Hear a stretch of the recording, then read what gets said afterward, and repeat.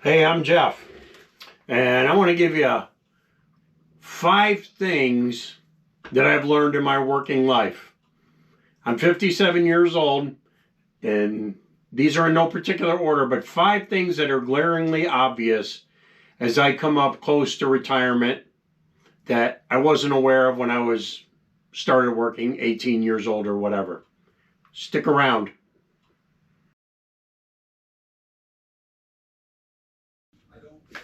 All right, so here we are. Number 5. Now, these aren't in any particular order, just things I've noticed over the years. Number 5.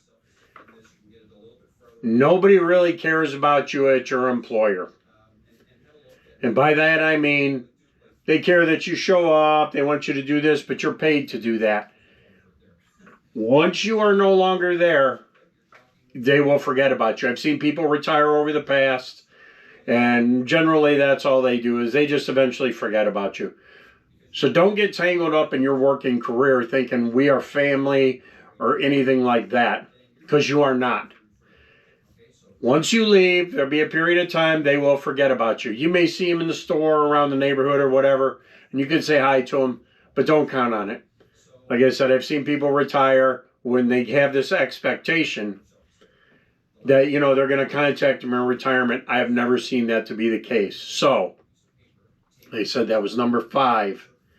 Stick around for number 4.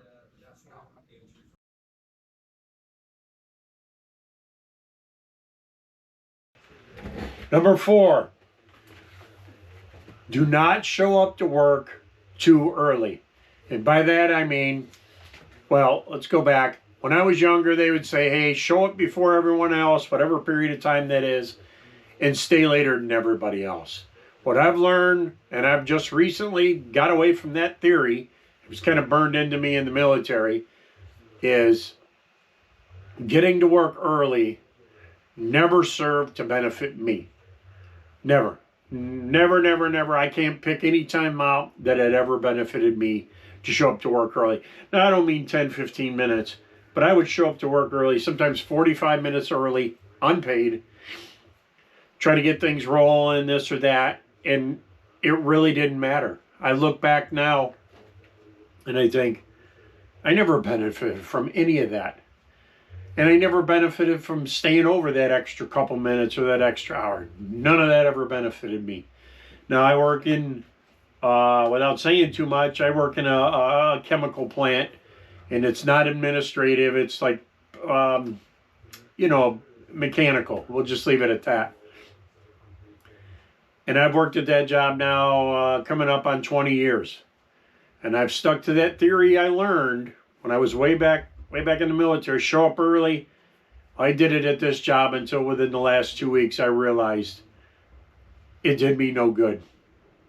Zero. No effect. It didn't show up on my evaluations. I still got good ones. It never once was commented, hey, Jeff's here early, he stays late. Never. So, in your working life, you have to balance that out. If that's true in your job and it benefits you, good. But realize a little bit earlier than me that it probably isn't. And it probably benefits them, the company, or whoever, or even your coworkers, more than it will ever benefit you. So that was number 4. Stick around for number 3.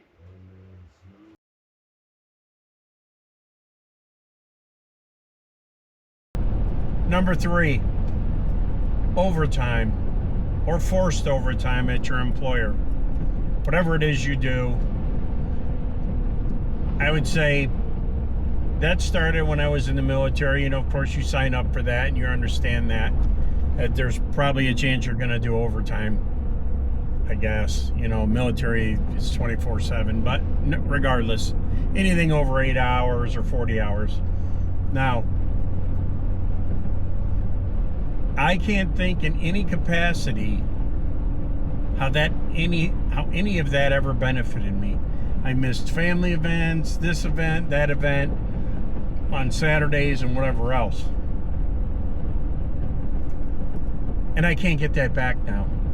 And I don't know that the additional money here or there made that much of a difference in my life. Where had I known what I know now back then, I'm not so sure. I would have probably been more resistant about doing overtime.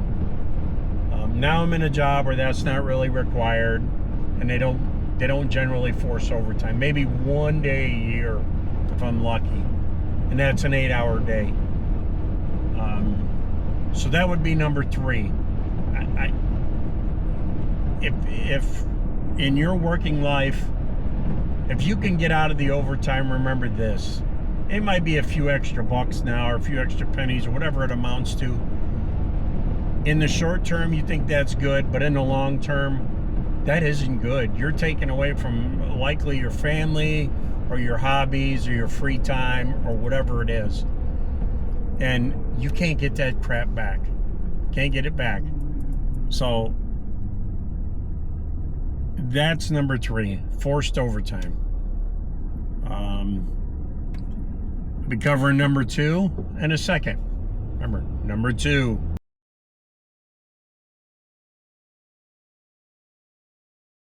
Number 2, workplace evaluations. I'm pretty sure all jobs get them, being if you're CEO or down to the lowest person, whatever it might be.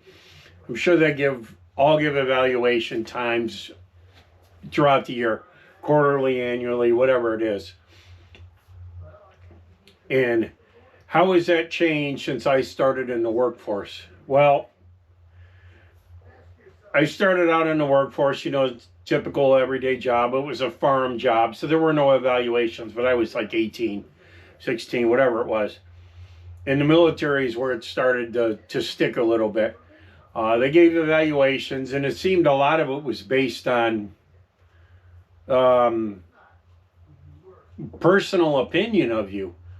Anyway, I've seen that change back to, other types of evaluations from other companies. Now, what I'm trying to say here is those evaluations are not a standard of your self-worth at work. Because you don't do overtime or because you like your weekends, don't give you bad evaluations, say you're not a team player. I did have that at one point in time. I thought it was the dumbest thing I'd ever seen. The employer used to buy like pizza every Friday or every Saturday when we did overtime, and it was a lot. Every Saturday they bought pizza. I got tired of it, tired of having pizza. If I didn't get any food, I didn't expect that from them. It was nice that they did. Well, one particular time, I said, you know what? I didn't tell them. They all ate in the same area, too. It was like in a big group. I couldn't do it. I didn't want any more pizza. So I went out in my vehicle and played around on my phone, whatever it was. And a supervisor came out, and he said that I had a bad attitude because I wouldn't go in there and eat pizza with him. And I had told him, just like I'm telling you, I'm tired of pizza. I don't want any more pizza. I don't want to be in here. It's a nice day. I want to be outside. So I went outside. He didn't care for that. And I don't think he looked at me the same after that. Anyway, the job didn't last much longer after that, and I ended up somewhere else. So what I guess the point of this is you're going to get evaluations all throughout your working career. I guess early on, like many of us and like me, they might mean something. But as you get to be where I'm at, I'm 57, the evaluations don't mean anything anymore. I come to work, I produce the numbers, that's it, that's what I get. And I understand that's to get a paycheck. Man, you could be this, or you could be the next supervisor, you could be the CEO. None of that means anything anymore. When you get to a certain age, you will see that. So what I'm saying is workplace evaluations, don't put too much into it. It's not a measure of your worth in the working world. I see so many good people and seen in the past that worked every day, kept their nose down, kept their nose clean, and never got an ounce of recognition, and should have. So, workplace evaluations don't mean shit. Hang around for number 1.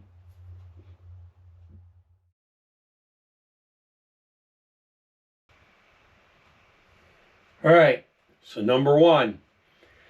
Now, On this list, none of them are in any kind of order or anything. This is just how I put the list together. Number one, if you get sick at work or you have an injury at home, cutting grass, whatever it is you're doing and get an injury, make sure you address it. Do not give your employer the consideration, oh, they can't afford to lose me, this, that, or the other, because in the end, they won't care.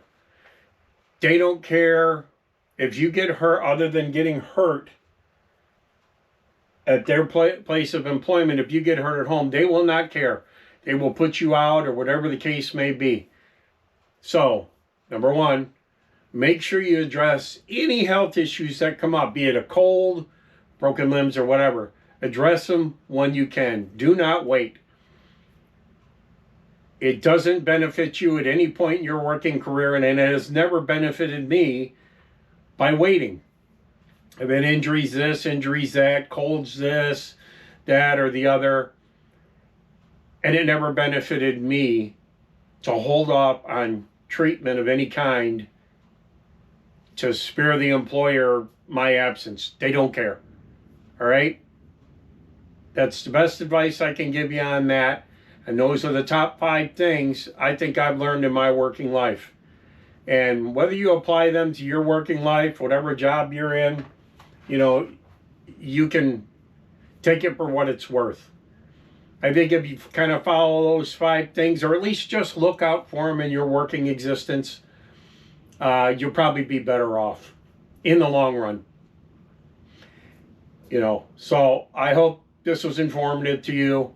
Thanks for watching my video. I'm Jeff in Ohio.